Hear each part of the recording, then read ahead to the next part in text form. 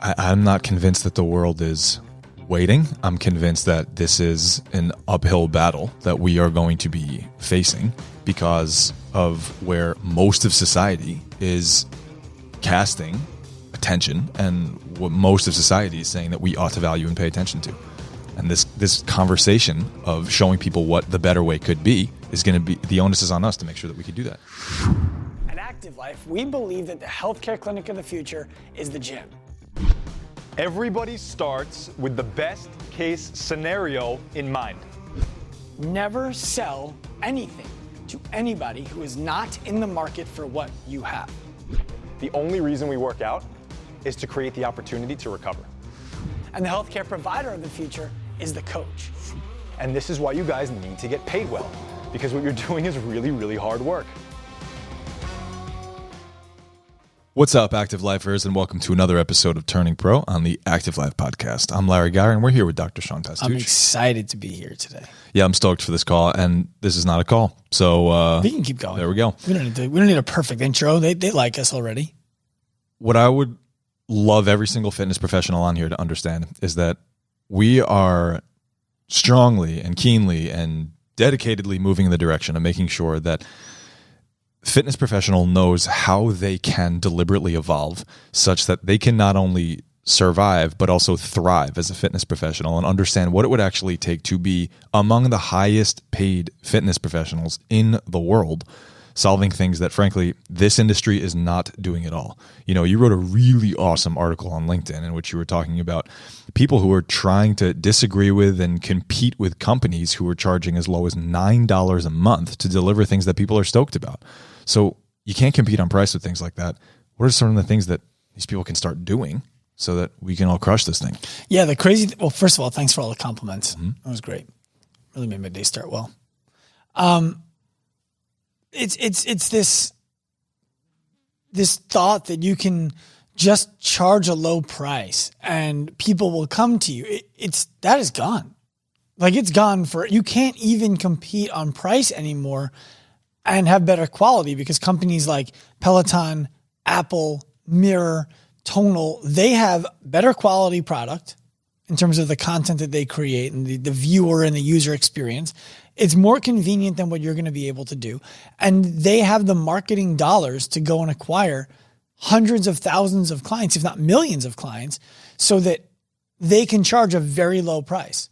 And this is no different than back when John Rockefeller was putting all of these small oil refineries out of business by charging less money. He was able to take losses for years because he knew that if he was able to take all of the market share, ultimately he'd be able to charge whatever he wanted and he would have a monopoly. Now, there isn't a company that's going to have a monopoly here because you have all these big juggernauts competing with each other, which is a good thing. But the reality is the individual fitness professional needs to stop trying to compete with those brands and start adopting the reality that they're going to be here. How are you going to leverage them being here to your advantage instead of just being all, oh my goodness, what's going to happen? The sky's falling. How do I become less expensive? No, solve the problems that they can solve and leverage what they're able to create to make your product even better. So this is no longer about competing with them, and it's no longer about being even in the same room and playing the same game. It never was. Exactly. It never was. And in the article, I talked about the idea that fitness has been a commoditized industry for too long because it's been abs, ass, and ego. It's selling abs, it's selling ass, it's selling ego. It's all about selling sex. That's what it's always been. And that worked when people had their needs met, when people had certainty in their life, when they knew, I'm going to be able to pay the rent next month or the mortgage next month. The utilities are not going to be a problem. I have a job. I have a career. All of those things existed just a year ago. And now all of a sudden we're thrust into this world in which there's so much uncertainty around what's going on. And you can't, people are just bored of that. Get that crap out of my face. I'm not looking at your fucking six pack anymore. I'm tired of it. Well, so it sounds like, the industry took a platform that was new and surging, and I'm talking about social media, and decided to do what great marketing has always done with the number one easy thing to sell, like you said, which is sex. And they decided to take something that is extremely important to people, not only subjectively, but objectively. I mean, we're talking about health here, right? Mm-hmm. And they decided to hijack it such that they can get as many people as possible to do the things that were cheap and flashy and easy to start doing, irrespective of how deeply it was going to solve problems for them that they were dealing with. Yeah, and before that it was magazines, and before that it was TV and VHS and stuff like that. So it will always be something else. I don't want to blame this on social media. No, not at all. Or even blame it on the pandemic. But the reality is, if you want to be a fitness professional, the way that we train coaches, the way that we train gyms at Active Life, you need to decide what kind of a professional you want to be and take professional out of the quotes. You know, for those of you watching this on YouTube, it's professional in air quotes. Not everybody who's in fitness is professional. There's a lot of hobbyists. There's a lot of amateurs. There's a lot of people who have no idea what they're really doing. And that makes the industry less valuable as a whole. So you almost need to leave it and forge ahead in blue oceans where you can take care of the closest viable niche to what the fitness industry is taking care of. And for me, I got a lot of solace when I graduated chiropractic school and got my licensure that I was now what I would call recession proof. It's never really true, but that was the feeling. People are always going to be dealing with aches and pains and injuries and stuff like that. And they'll always need someone to help them with it. So my chiropractic clinic will be good to go. How can trainers start moving in the same direction? How can coaches start moving in that same direction and provide a value that no matter what the economy looks like, no matter what the level of certainty in the world looks like, you're needed. Stop saying you're essential and fucking be essential. Needed and prioritized. Yeah. Yeah, well, that's very different than the person who is putting people on leg extension machines and having them do bicep curls with the express intent of doing it to get jacked and swole, because what else are we going to do? Right. Well, because what happens is people will always want their ego to be scratched, but they're not going to scratch their ego until their house is in order. And when I say their house is in order, what I mean by that is they know where they're going to sleep that night. They know what kind of a job they're going to work at. And they know that they can afford to buy food. They can swipe the credit card without really considering, oh man, do I have this? And of course, there are exceptions to every rule. And there are people out there who live in credit card debt. And there are people out there who take great care of their bodies and don't take any care of their minds, which always blows my mind. But I'm not talking about the exceptions. You're not looking for the exceptions when you're running a personal business. You're looking for the rule, and you're looking for the ability to create the rule. But right now, that you're not going to make a financially fulfilling career out of selling abs, ass, and ego. It's just, you're not going to be able to compete with all these other brands who are selling the same thing, have millions of dollars in ad revenue every month to acquire clients, and a content production value that is 10x yours. So we're talking about the emergent fitness professional who is going to be able to have much harder conversations that focus people in a direction that serves them more deeply and more thoroughly than fitness professionals have been doing. It fulfills them in a bigger way because they're forging into conversational territory that might not have been ever explored before. When you're talking about the opportunity and the necessity of creating the rule with this new kind of professional, can you talk to us more about what you mean by that, creating the rule, and what does that rule need to be? Yeah, it's what I call a scope gap. So a scope gap is where there are two industries that are adjacent to each other. In this case, let's call it fitness and healthcare, and they're adjacent to each other. What that means is that there's a patient who goes to healthcare and there's a client who goes to fitness. Right? They're not called the same thing when you walk into the office. The patient is utilizing the scope of the healthcare provider to help them eliminate illness, whether it's physical illness, mental illness, disease, whatever it is, illness. The fitness client is looking to move from a place of health to a place of fitness, from a place of less healthy to a place of more healthy, but they're not ill. They're not in physical pain that is debilitating them from coming into the gym and doing the thing. Does that make sense so far? So, well, let's make sure. So you're just talking about someone who there isn't necessarily anything wrong. They're just seeking fuller expression. They just want to feel better than they are now. And for some of them, there's stuff that's wrong. I mean, people who walk into the gym and want to lose 40 pounds, something is wrong for them. Okay. But I think it's very clear for anybody. If I said, who would walk into a doctor's office? You can picture who's walking into what's going on with them. Who would walk into a gym? You can picture who would walk into the gym. Who would walk into a physical therapy clinic? You can picture who would walk into and so on and so forth. Right? And there's a space between all those. There's a space between all of those that is totally unoccupied.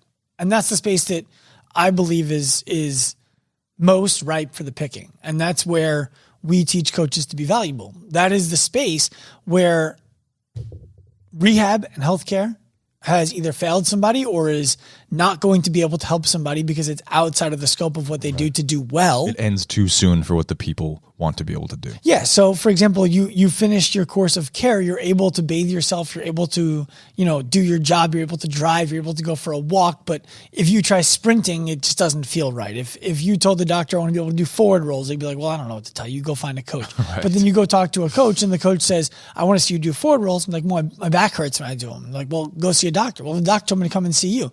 Boom. Scope gap. There isn't a clearly defined professional who lives in that scope gap who says, we can help you when the medical industry, healthcare industry cannot, and coaches and the fitness industry cannot. That is exactly when we're perfect to help you. And I actually believe there are probably more people living in that scope. You mean consumers that want that help. That want that help, who are ready to pay for it with real money, real value, high paying dollars, than there are in the entire fitness industry, totally encompassed. Well, let me just ask a rhetorical question here that I hope that a lot of you realize is an important one to consider. And don't gloss over it. Sit with it for a second and think about it. Think about what people pay doctors. People pay good money to see doctors, either through insurance or out of pocket sometimes. My insurance didn't kick in yet. I'm paying out of pocket, right? Think about what people pay the best coaches and personal trainers that they've had. And now let's think about this scope gap that you're describing and understand that there is a time and a place where for a lot of people, both of those institutions have failed or are inadequate. Yeah. What is the person who can serve you in that space in the middle worth? More than they can ever imagine. Right. So, I mean, let me put it to you this way. I don't know what the number of CrossFit gyms in the world is right now, but they're the largest licensed fitness brand in the world in terms of locations. And about, before COVID hit, they were at 15,000. I don't know where they're at now. Let's use 15,000 as a number. Or let's use 10,000. Let's assume the worst. They lost a third of their gyms. I don't think that's what happened, but let's say they have a 10,000 gym, business right now. I think it's reasonable to say that every one of those gyms loses 1.5 members. 1.5 every month. Because the gym just isn't fun anymore because of all the things that they're having to modify and scale due to aches and pains. Okay. Well, that would mean that every month there would be 15,000 people who left fitness worldwide if they only left CrossFit. But they're also leaving Orange Theory. They're leaving Fit Body Bootcamp. They're leaving Crunch. They're leaving Gold. They're leaving Barry's. They're leaving Equinox. They're leaving all of these fitness entities. And they're buying those elliptical bikes. They're buying towel dryers for their bedrooms that look like fitness equipment.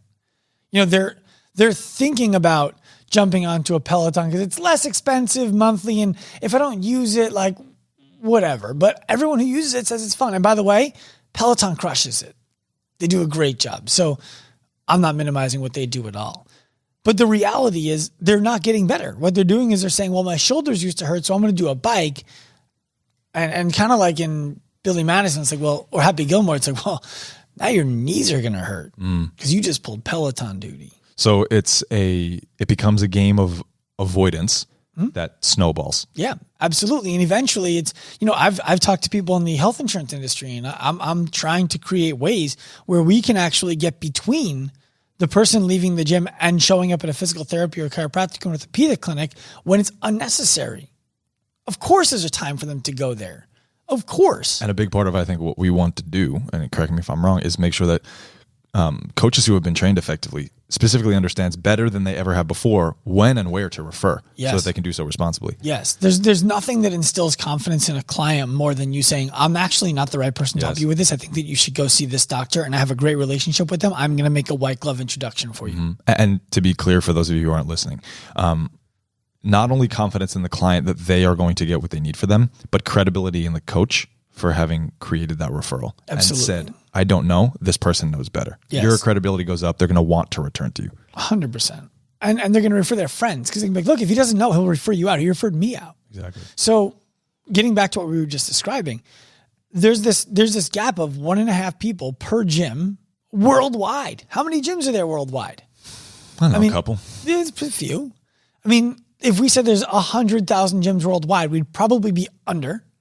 And if 1.5 people leave each one of them every month, that's 150,000 people entering the marketplace who are perfect for this scope gap that we're describing right now. There aren't enough people to earn all the money that comes from servicing all these people. We've coached about 1,000 coaches.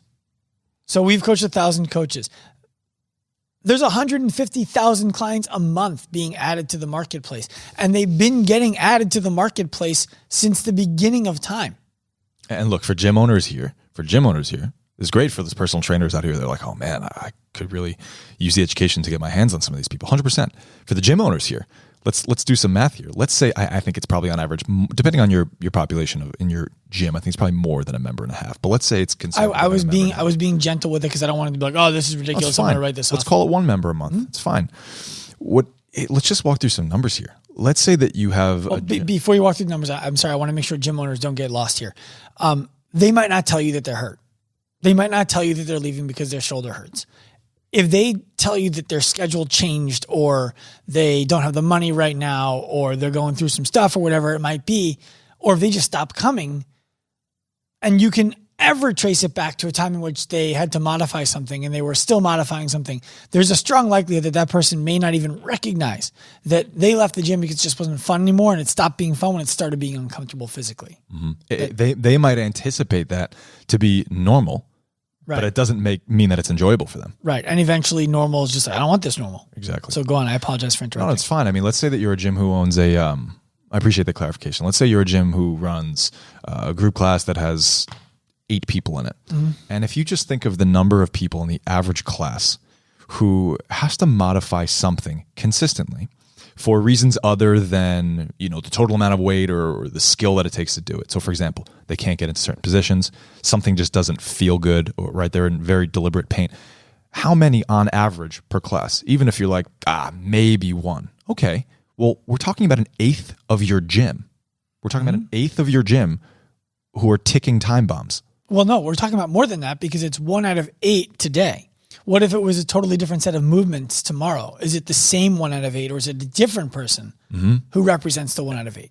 Look, 100%. And even for simplification, let's say we factor everything across all the board, this, that, and the other thing. The weighted average comes out to 1/8 of your gym. Fine. Is that a portion of your population that you're just good with eventually becoming disgruntled with because you guys haven't more deeply solved the problem? Or keeping and underserving. Right. And so to make this clear, we're talking about 1/8 of your gym who, in high likelihood, will eventually leave because they're not getting what they want, and extra energy that you have to pay to try to reacquire constantly the population of people who are leaving, where you could have not only serviced them more deeply, they could have been more stoked with it, realized that you were a facility they never thought you ever could have been, and you and your coaches make more money that those members were happy to spend on you. Yeah, and you know what? It's one of the frustrating things that I do on a regular basis is tell people that I believe the average fitness coach should expect to make $50,000 a year working 25 floor hours and 10 administrative hours per week. And the administrative hours are client handling, not keeping the books and that kind of stuff. It's frustrating because $50,000 isn't the number. It isn't the number, but I know that if I went out there and said $100,000, $150,000, that people would be like, this guy's fucking crazy. He's trying to get attention. That's right. And the reality is, what is it worth to change somebody's life? Like, what would a client pay you if they had the certainty that you were going to be able to end the pain that they're in emotionally because of the pain that they're in physically, or leave it there, the pain that they're in physically, that's affecting the way that they can live their life. What is that worth to somebody when they've already explored their medical options? The doctors have said they can't do it. They've gone to a bunch of gyms and people have just worked around it. What is it worth to that person to say, you can help me get rid of this? Look, for gym owners here who own boutique gyms, who don't have experience with what goes on in commercial gyms, I worked in one for a long time. Dr. Sean has worked in one for a long time. There are a ridiculous amount of people that are spending hundreds and hundreds and hundreds and hundreds of dollars per month for someone to service them one-on-one to help them with things. And in many of those cases, they're not really getting great help. No. They're paying a lot of money for kind of crappy service. And then there's some trainers who are crushing it. And those people are paying a lot of really well-spent money to get help that trainer is working their ass off to serve. And in boutique gyms, there's this attitude of, well, that's not what we do. People wouldn't want that here. Well, they don't want it there because they don't know that they ought to. They don't want it there because they don't know that you want to give it to them. They don't want it there because it's not part of the culture that you have created. Mm-hmm. And what you could be is what you thought you always wanted to be and more. I can't even begin to tell you the number of things that I didn't want in my life. That if you said, hey, we're going to put this in your life, I'd be like, nah, no thanks. I don't want it. Cold showers. Not interested in cold showers. Now I take cold shower every day. It's great, isn't it? Yeah. The list goes on for the things that I wouldn't have thought I wanted in my life that I don't know how I lived without. Well, what you're hinting at now is a job that, people on here who aren't really serious about making that change and becoming that categorically different professional are going to be like, well, that's not something I'm ready, willing, and able to do. And if it's the able part and you want to, well, we can help you with that. But if it's the ready and willing part, sorry, that's on you. And what you're hinting at is having the hard conversation. What you're hinting at is opening up people's minds and creating a perspective of potential reality that they never thought of or that they never thought might serve them. Well, or you're interested in being a coach for athletes. Mm-hmm. You want to help people get to athletic performance. There's nothing wrong with that. It's just that I don't believe that the financial opportunities exist there the same way that they do in the scope. In abundance, you're talking about. Yeah. The quantity of financial opportunity. Not even. Like the existence. I mean, a strength coach for... Well, so let's talk about someone who wants to work. I want to work with professional athletes. I want to work for the Jaguars. I was talking to a coach. He's like, I'd really like to work with the Jaguars. Yeah, okay. You're working long hours and you're making less than $150,000 a year. Okay. And every time that a new general manager comes in, a new coach comes in, you're worried about getting fired. And let's be clear, there are going to be people for whom they're like, yeah, I love that idea. I would take that. I want to live there. I want to make that. And that's great. Beautiful. But then dedicate your life to it. Mm-hmm. Stop pussyfooting around and expecting that, eventually maybe that it's not happening unless if you're actually taking the steps to get there. Who do you know? You want to work for the Jacksonville Jaguars? Who do you know in professional football? Who do you know who knows somebody in professional football? Who do you know knows somebody in professional football who you don't even know yet? Mm-hmm. How do you get to know them? And irrespective of who you know, why would they hire you? Or it doesn't even matter. Why would they talk to you? Right. Who do you need to be following on Instagram? Is Instagram the place? Should you be on LinkedIn? Like, start making intentional decisions about where to find the value that you're looking to put out into the world and push to it. Stop coaching fucking CrossFit classes. Stop coaching fucking Fit Body Bootcamp classes. Stop being the version of yourself that brand would never be interested in, and start being the person that brand is looking for. Mm-hmm. But I want to move off of that for a moment because I don't think that that's where the juice is going to be squeezed. And there are great people out there who can speak to this. If you want to talk to somebody about that part of the world, go follow people like Rachel Balkovec on Instagram. She'll direct you to the right place. What I want to talk about is I believe every doctor's office should have an active life educated coach in it. I believe every physical therapy office, that's when I say doctor, I'm talking rehab doctor, physical therapy, chiropractor, potentially orthopedic, should have an active life coach in it. Because that's where we're going. Doctors are losing market share to the scope gap, not the trainers, to the scope gap. And gyms are losing clients to the scope gap, not the doctors. They like to blame doctors. Oh, the doctor told me I should never do this anymore. Yeah, that does happen. But let's stop conflating things that happen with things that always happen. You're losing clients to the scope gap. You failed to serve them. That gap is small. What I mean by that is it's so easy for a fitness professional to learn how to step into it. And the amount of people in it. It's rich. Insane. It's rich. Yeah. It's a small, rich gap. I don't mean that the people in it are rich. Right. I mean, it's rich with people who want to help. Correct. What is the world waiting for? This is why people who take our coursework make more money than their peers. I'm not convinced that the world is waiting. I'm convinced that this is an uphill battle that we are going to be facing because of where most of society is casting attention and what most of society is saying that we ought to value and pay attention to. And this conversation of showing people what the better way could be is going to be, the onus is on us to make sure that we could do that. Yeah. Well, we're looking for more people to join us in this conversation. So if you're out there, I mean, like there are people out there who I know are fighting the same fight. My friend Kelly Surratt is fighting the same fight.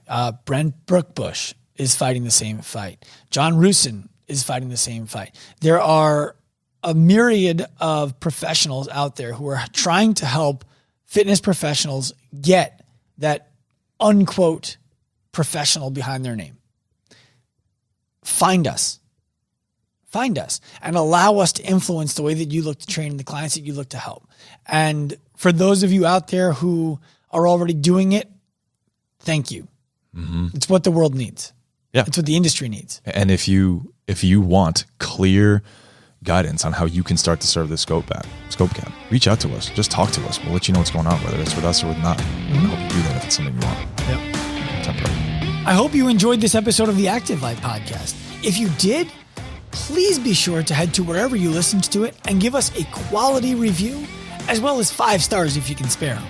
If you want more from us, feel free to follow all of our social media accounts at Active Life Professional, Active Life RX, and Dr. Sean Pastuch on Instagram. Remember, at Active Life, we believe that the healthcare clinic of the future is the gym, and the healthcare provider of the future is the coach. We also believe that future is now.